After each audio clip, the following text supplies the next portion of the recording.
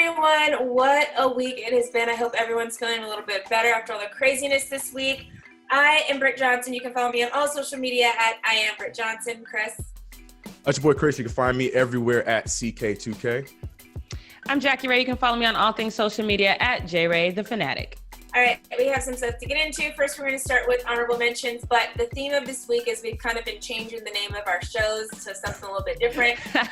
This show is actually going to be called Surprise, Surprise, because the question I will be asking both of you guys is, are you surprised in this situation? And the first one, it might be all these trolls have come up with something, they might actually be right, and that is Kevin Durant might actually be a snake. So if you have gone to a protest this past week, at some point or another, you've seen a drone fly over your head, and all of them are actually owned by a company called Skydio, and they are actually the only manufacturers for every single government entity. So they do the DEA, the FBI, U.S. Marshal, you name it. And it was actually founded by a former Google engineer, but guess what? It is funded by Kevin Durant.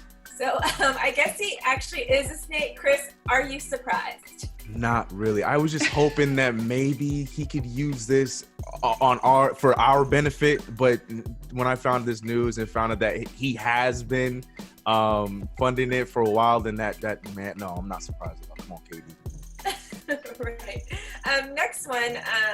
I don't think most people would be surprised about either. So Pete Carroll spoke out this week.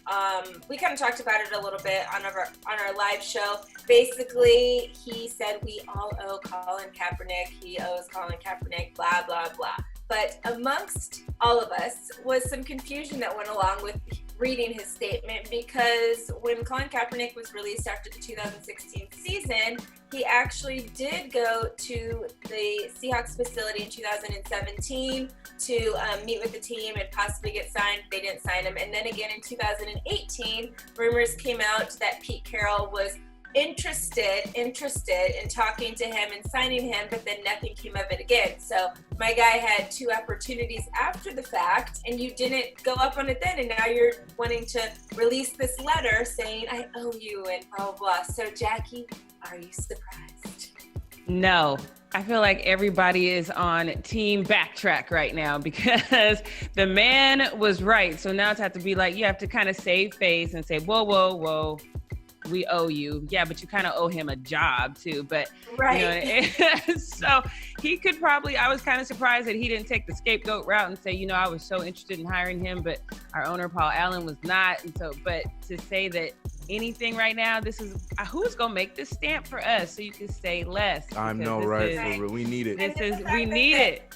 R.I.P. Paul Allen, like he's passed away now. So right. Then we have this like thing where, he can't. His family owns it now, though, right? Yeah. Right. But I still thought he was going to say that would be perfect, unfortunately, because people do that all the time. Jerry Krause just got it.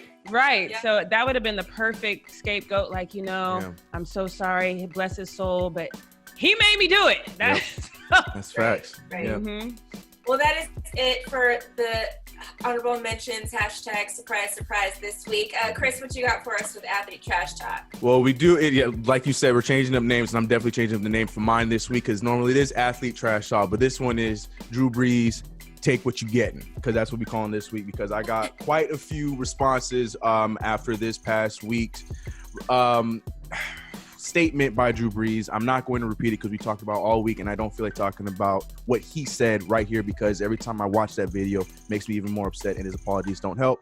But that being said, he has been getting torn up from every single athlete, from every different sport that you could think of all week, and we're just going to take some time to read what they had to say because all of them were very, very factual. So we're going to start off with I talked about his teammates on the live this past week, so I'm not going to read any of the teammates for this woman, specifically words. Look at the other people. Ryan Clark, he tweeted, always knew who he was. Every time y'all came to me and said I couldn't come home because I didn't think he was Jesus, oh well, keep cheering.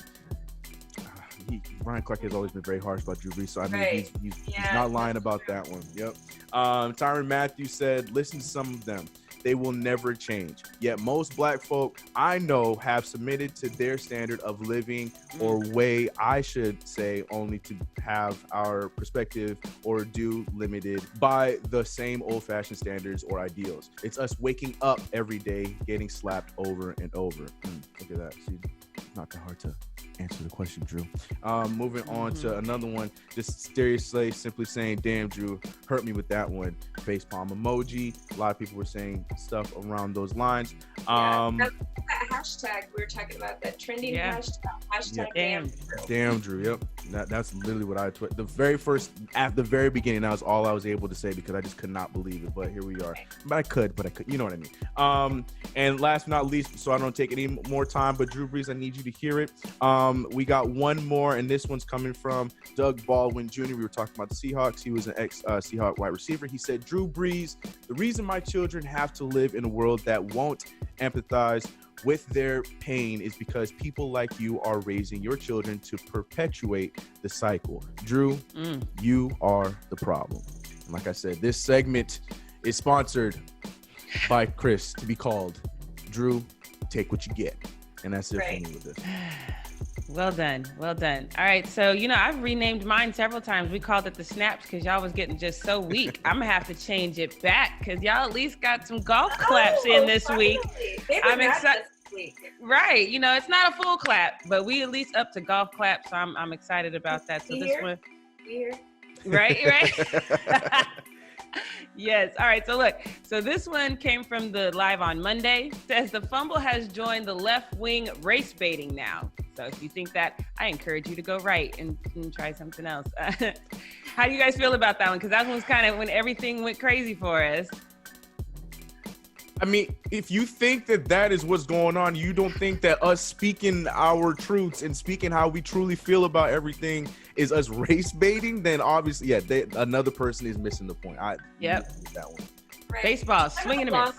Right. Do you know how long we've all had platforms and how we have been able to talk about how we feel about actual stuff? And our work's actually letting us speak about it now. So I know. Miss me with that. Right. Yeah. So feelings that we've been feeling. Yep. Thank you for that, because usually we always say we're going to go to our platform. So now we just hear with it.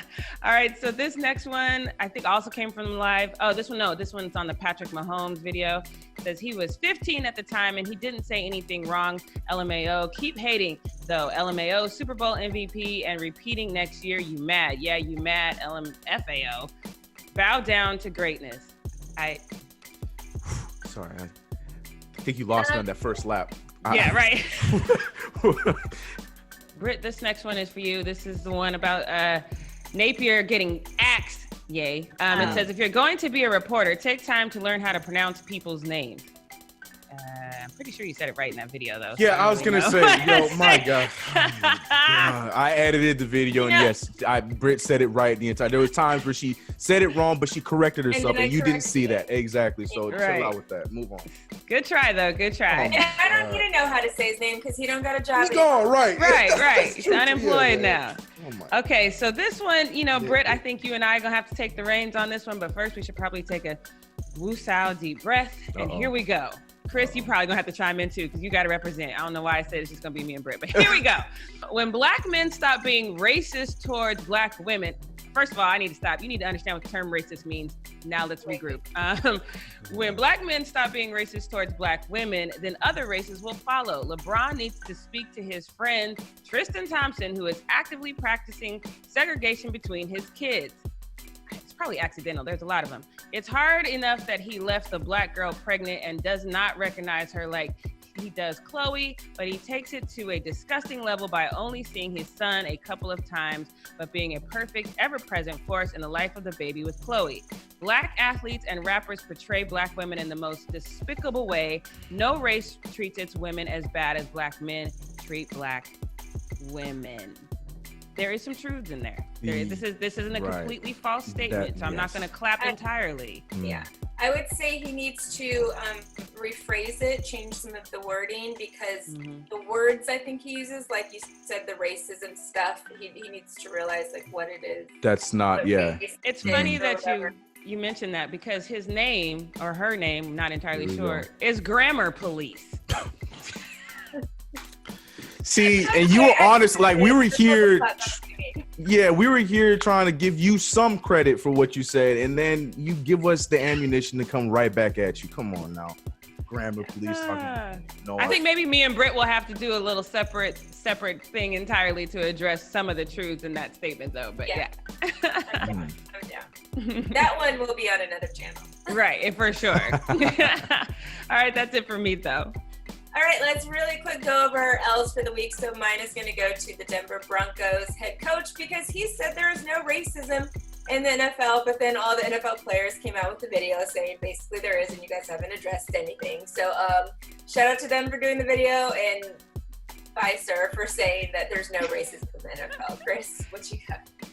Mine obviously goes to Drew Brees for caring more about a piece of fabric than the people that you are trying to win a championship with on your own team, as well as many others around the entire world. You lost me, Drew. You lost a lot of people, and this L goes to you for eternity, not just for today.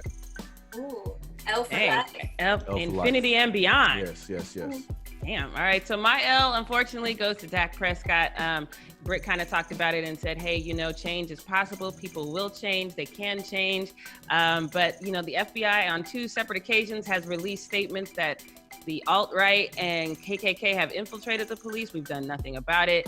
They didn't learn from the civil rights movements, Rodney King, Mike Brown. I don't think, even though Dak has said he wants to donate $1 million to preventing racism, systemic racism, and train police, giving them training, I think sometimes you just have to realize that you have to go back to the drawing board. I mean, we all do that. If it's architecture, medical science, whatever, sometimes you have to stop what you're doing, regroup, and go back to the drawing board. I don't think this is a situation where you throw money at it. So sorry, I know you were trying, but you missed the mark for me, so you definitely gonna take this L. But it's not an infinity L, so you okay.